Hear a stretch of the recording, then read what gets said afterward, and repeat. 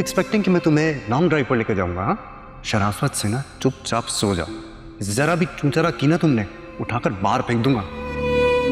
अरे तुम जैसी बेगैरत जो गैर मर्दों के साथ उठती बैठती हो, उसको मैं अपनी बीवी तो क्या अपनी दहलीज न पार करने देता, अगर ताया अब्बू मुझे मजबूर ना करते तो।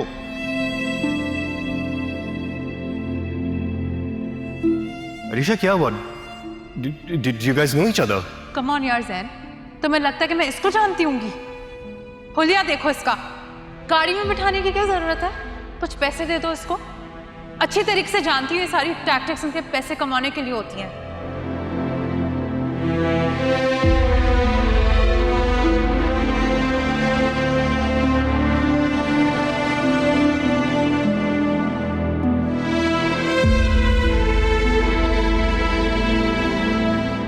लो आ गया आइसक्रीम वाला, ऑर्डर कर लो। अब सर पकड़ के बैठने का क्या फायदा? तुम्हें होशियार बनने से पहले मुझसे मशवरा ले लेना चाहिए था। मॉम, मुझे थोड़ी पता था। मुझे तो यही था कि सुफियान ये ना समझे कि मेरी मोहब्बत वन साइडेड है, वो साइशा को बेकसूर समझ ले। अरे नहीं पता था मुझे कि ये अंजाम होगा सबका। बेकार थी तुम्हारी सोच। सुफियान के लिए मेरा कहा ही काफी था। आंख बंद करके यकीन करता है मुझ पर, तभी तो वो मेरे कहने पे जायशा से रिश्ता खत्म करने पर राजी हो गया। अच्छा यार, लीव दिस टॉपिक। अब ये मुझे बताएं कि करना क्या है। सुफियान कह रहा था कि वो डैड से बात करेगा और डैड मान जाएंगे इस रिश्ते के लिए। मॉम प्लीज रोकें सुफियान को, नहीं कर सकता मैं जायशा से शादी। सुफियान को तो मुझे रोकना ही है, लेकिन तुम्हारे या फिजा के लिए नहीं, अपने लिए। What do you mean? साफ सुन लो अरसलान, तुम्हें फिजा को भूलना होगा, बिल्कुल ऐसे जैसे सुफियान जायशा को भूल चुका है।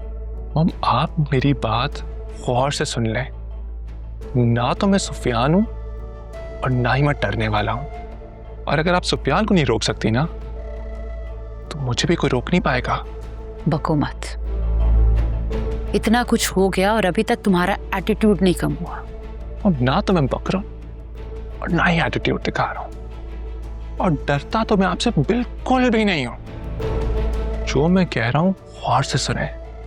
अगर किसी ने भी मेरी और जायशा की शादी के बारे में सोचा भी, अच्छा नहीं होगा।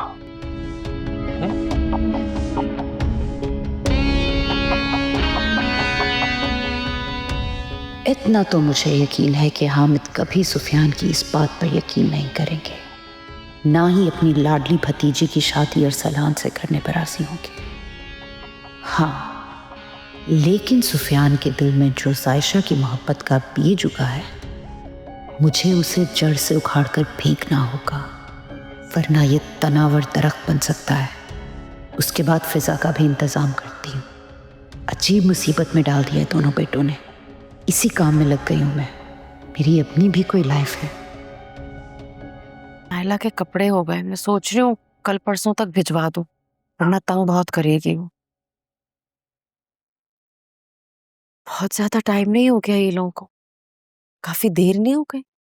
अम्मी बाहर गए हैं, घूम फिर रहे होंगे, एंजॉय करने दे उनको।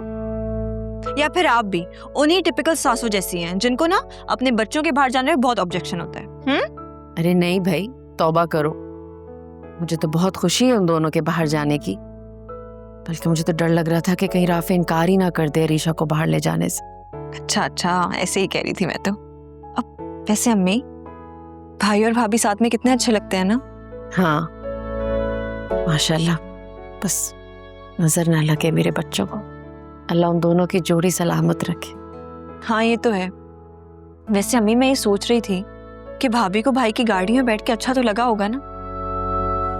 क्यों अच्छा नहीं लगेगा? वो इसलिए कि भाभी की गाड़ी इतनी बड़ी है और भाई की गाड़ी इतनी छोटी। नहीं बेटा, ऐसी बात नहीं है। अरीशा जब से वापस आई है ना, उसके चेहरे पर, उसकी आंखों में, उसके लहजे में एक अलग ही खुशी और सुकून है। उसने इस घर को बिल्कुल अपना लिया है। और पता है, जब औरत अपने शौहर को दिल से अपना लेती है ना, तो उसकी हर मामूली चीज भी बहुत कीमती लगती। और मुझे यकीन है अरीशा को भी ना अपने शौहर की गाड़ी में बैठ के बहुत फख्र महसूस हो रहा होगा। और मुझे लगता है अम्मी कि भाई को भी ना भाभी को वही प्यार और इज्जत देनी चाहिए जो उनका हक है। और वैसे भी हम लड़कियों को और चाहिए ही क्या होता है कि हमारा शौहर हमें इज्जत और मोहब्बत दे।